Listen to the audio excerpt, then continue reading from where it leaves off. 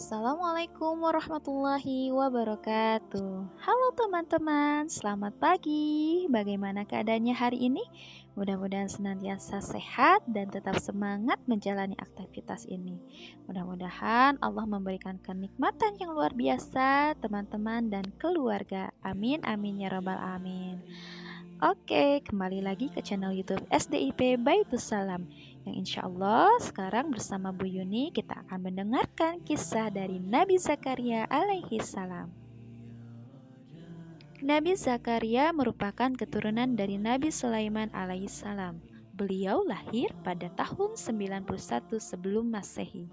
Beliau memiliki istri bernama Ilyasya binti Fakut bin Qabil atau dikenal dengan nama Aliyahbi yang berasal dari keluarga Nabi Harun alaihissalam.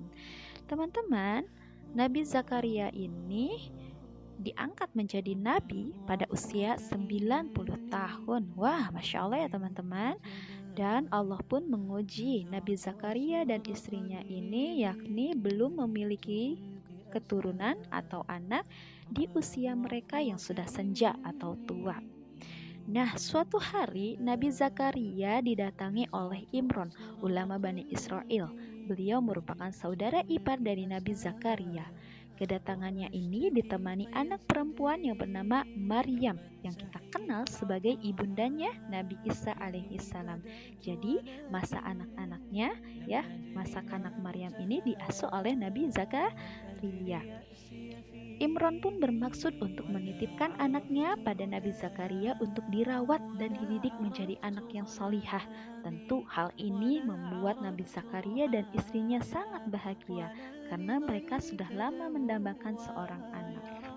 Namun dengan kehadirannya Maryam tidak menjadikan mereka lupa untuk memanjatkan doa kepada Allah agar dikaruniai anak.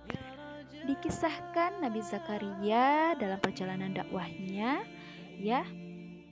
beliau mendakwahi Bani Israel, di mana ketika saat itu Bani Israel itu banyak melakukan dosa besar seperti kezaliman, kemungkaran, dan mengubah agama yang diajarkan oleh Nabi Musa alaihissalam sebelumnya. Nabi Zakaria menyeru kepada Bani Israel untuk bertaubat dan menyembah kepada Allah Subhanahu wa taala. Jadi Nabi Zakaria mengajarkan untuk mentauhidkan Allah. Dalam dakwahnya, Nabi Zakaria ini terkenal dengan kelemah lembutannya.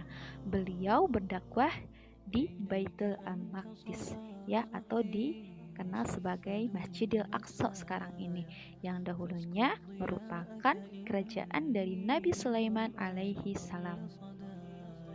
Meskipun dalam proses dakwahnya Nabi Zakaria kelak menjumpai kesulitan dan jalan buntu, beliau senantiasa istiqomah berdakwah di jalan Allah. Beliau pun cukup disegani dan dihormati oleh kaum Bani Israel karena sifat dan tutur kata beliau yang alim dan bijaksana. Namun, suatu ketika Nabi Zakaria ini sangat sedih dan bingung tentang kelanjutan dakwah yang beliau lakukan apabila tidak memiliki keturunan laki-laki. Maryam sebagai anak angkat Nabi Zakaria pada saat itu juga tidak dapat meneruskan jejak dakwah beliau dikarenakan Maryam adalah seorang perempuan. Karena seorang perempuan ini dakwahnya terbatas. Nabi Zakaria dan istrinya pun tak pernah berputus asa dalam berdoa. Mereka senantiasa berdoa kepada Allah siang dan malam. Mereka pun berdoa, Rabbi habli min lazunka zurriyatan thayyibatan innaka sami'ud du'a. Ya Robku, berilah aku dari sisi Engkau seorang anak yang baik. Sesungguhnya Engkau maha pendengar doa. Doa ini diabadikan dalam Quran Surat Al-Imran ayat 38.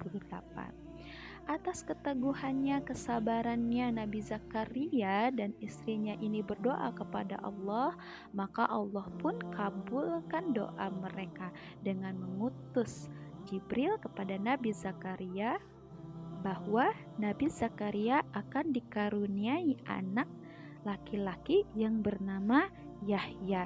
Nah, ini diabadikan pula dalam Quran Surat Maryam ayat 7 yang artinya, wahai Zakaria, Kami memberi kabar gembira kepadamu dengan seorang anak laki-laki namanya Yahya, yang kami belum pernah memberikan nama seperti itu sebelumnya. Mendengar hal tersebut, Nabi Zakaria pun sangat kaget dan tidak percaya. Kemudian, Nabi Zakaria pun meminta kepada Allah untuk diberikan suatu tanda mengenai tentang janji Allah tersebut. Turunlah Quran surat Maryam ayat 10 ya. Maaf, tertuang dalam Quran surat Maryam ayat 10. Qala rabbi ij'alli ayatan qala ayatuka alla tukalliman nasa salasa layalin sawiyya. Dia Zakaria berkata, "Ya Rabbku, berilah aku suatu tanda." Allah berfirman, "Tandamu ialah engkau tidak dapat bercakap-cakap dengan manusia selama 3 malam, padahal engkau sehat." Nah, menurut tafsir Ibnu Katsir, ayat tersebut menjelaskan tentang pertanda yang mengawali kedatangannya, apa yang telah dijanjikan oleh Allah kepada Nabi Zakaria, yaitu dikaruniai seorang anak di usia yang senja.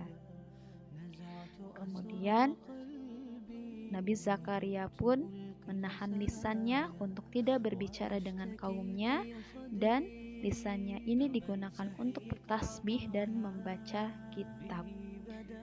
Ini pun diabadikan dalam Quran surat Maryam ayat 11. Nabi Zakaria selanjutnya mengucapkan syukur kepada Allah sebagai bentuk terima kasih karena doanya yang selama ini dipanjatkan beserta istrinya dikabulkan oleh Allah Subhanahu wa taala. Sekalipun Nabi Zakaria sebelumnya diolok-olok atau diejek oleh kaumnya karena sesuatu hal yang tidak mungkin Nabi Zakaria dan istrinya ini memiliki keturunan, mengingat usia mereka ini sudah sangat tua. Namun Allah berkehendak lain, Allah pun mengabulkan doa mereka dan Allah berikan mereka keturunan seorang anak laki-laki yang diberi nama Yahya, yang kelak Yahya ini adalah seorang nabi di kemudian hari. Jadi lahirlah seorang bayi laki-laki yang saleh pada tahun 1 sebelum Masehi yang diberi nama Yahya. Ya, jadi Yahya ini merupakan anak kandung satu-satunya dari Nabi Zakaria alaihissalam dan istrinya Al-Yahdi. Masya Allah. Jadi dari kisahnya Nabi Zakaria kita belajar bahwa kita senantiasa harus bersabar, kemudian berhusnuzon atau berprasangka baik terhadap ketetapan Allah, dan senantiasa istiqomah menjalankan perintah Allah, sebagaimana halnya Zakaria yang senantiasa bertasbih kepada Allah, berdoa kepada Allah tiada henti-hentinya. Jadi tidak ada kata istirahat untuk ibadah kepada Allah. Jadi senantiasa mendahulukan kepentingan Allah, maka Allah pun akan mendahulukan kepentingan kita di dunia dan di akhirat. Mudah-mudahan kisah tersebut dapat bermanfaat untuk teman-teman dan menjadikan teman-teman anak yang solih dan solihah. Tetap semangat. Barakallahu fikum. Jazakumullah khair. Wassalamualaikum warahmatullahi wabarakatuh.